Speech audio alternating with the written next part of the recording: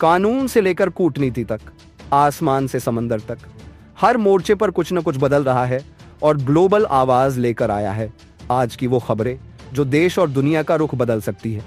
आज की बड़ी खबरें 27 अक्टूबर 2025 आदाब और नमस्कार दोस्तों, मैं अनीस अंसार और आप देख रहे हैं ग्लोबल आवाज, जहां हर खबर का सच साफ और सटीक मिलता है। तो चलिए शुरू करते हैं आज की सबसे अहम खबरों का सिलसिला। सबसे पहले सुप्रीम कोर्ट से बड़ी खबर। Chief justice of India justice B R. Gavai ने सुप्रीम कोर्ट के अगले मुख्य न्यायाधीश के लिए जस्टिस सूर्यकांत के नाम की सिफारिश कर दी है। उन्होंने इसके लिए केंद्र सरकार को पत्र लिखा है। जस्टिस सूर्यकांत इस समय सुप्रीम कोर्ट में दूसरे सबसे वरिष्ठ जज हैं और उनकी नियुक्ति होने पर वो देश के 53वें मुख्य न्यायाधीश बनेंगे। सीजेआई गवई 23 नवंबर 2025 को रिटायर होंगे। परंपरा के अनुसार वर्तमान चीफ जस्टिस अपने बाद सबसे सीनियर जज का नाम आगे बढ़ाते हैं। अब बढ़ते हैं अगली खबर की तरफ। दक्षिण चीन सागर से दोहरी दुर्घटना की खबर। रविवार को अमेरिकी नौसेना के 2 विमान क्रैश हो गए। अच्छी बात यह रही कि किसी की जान नहीं गई। पहली घटना में एक MH-60 हॉक हेलीकॉप्टर USS निमित्ज से उड़ान भरने के बाद समुद्र में गिर गया, लेकिन तीनों क्रू मेंबर को सुरक्षित निकाल लिया गया। करीब आधे घंटे बाद एक F-18F super hornet fighter jet भी गिर गया, पर दोनों पायलट बचा लिए गए। ये घटनाएं ऐसे वक्त हुई जब राष्ट्रपति डोनाल्ड ट्रंप एशिया दौरे पर हैं। सोमवार को वे जापान पहुंचे, जबकि इससे पहले वे इंडोनेशिया में थे। अमेरिकी नौसेना ने कहा है कि दोनों हादसों की जांच चल रही है। अब अगली खबर भारत चीन के रिश्तों से जुड़ी।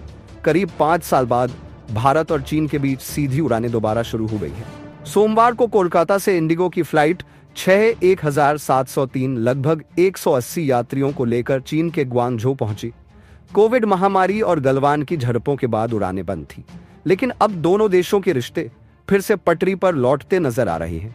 भारत सरकार का कहना है कि यह कदम दोनों देशों के बीच संपर्क बढ़ाने और रिश्तों को सामान्य बनाने की दिशा में बड़ा कदम है।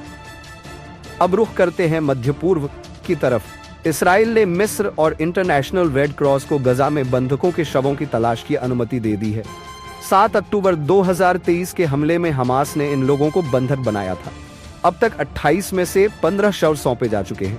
खास बात यह है कि हमास के सदस्यों को भी इस खोज अभियान में साथ शामिल होने की इजाजत दी गई है। डोनाल्ड ट्रंप ने हमास को चेतावनी दी है कि अगर सभी शव जल्द नहीं लौटाए गए तो इस शांति प्रक्रिया में शामिल देश उस पर कार्रवाई कर सकते हैं। अब अगली खबर। अमेरिका और चीन के बीच एक संभावित व्यापार समझौते का ढांचा तय हो गया है। अमेरिकी वित्त मंत्री स्कॉट बेसेंट ने बताया कि इसमें टिकटॉक के अमेरिकी संचालन पर फाइनल डील और चीन के दुर्लभ खनिज नियंत्रण को टालने का निर्णय शामिल है। उन्होंने यह भी कहा कि ट्रंप द्वारा घोषित 100% टैरिफ शायद लागू नहीं होंगे। दोनों देश कोशिश कर रहे हैं कि ट्रेड वॉर और न बढ़े। राष्ट्रपति ट्रंप जल्द ही दक्षिण कोरिया में चीन के राष्ट्रपति शी जिनपिंग से मुलाकात करेंगे। अब चलते हैं यूक्रेन की स्थिति पर। यूक्रेन के राष्ट्रपति वोलोदिमीर जेलेंस्की ने माना है कि रूसी सेना ने पोक्रोवस्क में प्रवेश कर लिया है और हालात बेहद कठिन हैं। उन्होंने कहा कि शहर और उसके आसपास भीषण लड़ाई जारी है। वहीं रूस के विदेश मंत्री सर्गेई लावरोव ने कहा कि अगला पुतिन ट्रंप शिखर सम्मेलन अभी भी संभव है, लेकिन समय और स्थान का फैसला अमेरिका पर छोड़ा गया है। लावरोव ने यह भी कहा कि यूक्रेन में संघर्ष विराम की मांग सिर्फ जेलेंस्की को वक्त देने की कोशिश है। और अब आखिरी खबर भारत से। चुनाव आयोग ने 12 राज्यों और केंद्र शासित प्रदेशों में मतदाता सूची के विशेष पुनरीक्षण स्पेशल इंटेंसिव रिवीजन की घोषणा की है। इसका मकसद है डुप्लीकेट नाम और मृत मतदाताओं को सूची से हटाना।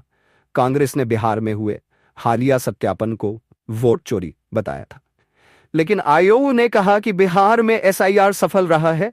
मुख्य निर्वाचन आयुक्त ज्ञानेश कुमार ने कहा कि शहरीकरण, पलायन और विदेशी नागरिकों के नामों की गड़बड़ी को देखते हुए यह कदम जरूरी है। आयोग के अनुसार आखिरी बार ऐसा बड़ा पुनरीक्षण 2002 से 2004 के बीच हुआ था। तो दोस्तों, ये थी आज की सबसे अहम खबरें।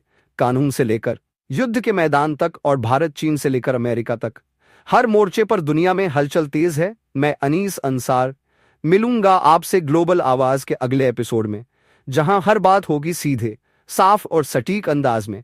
जय हिंद और जुड़े रहिए ग्लोबल आवाज के साथ।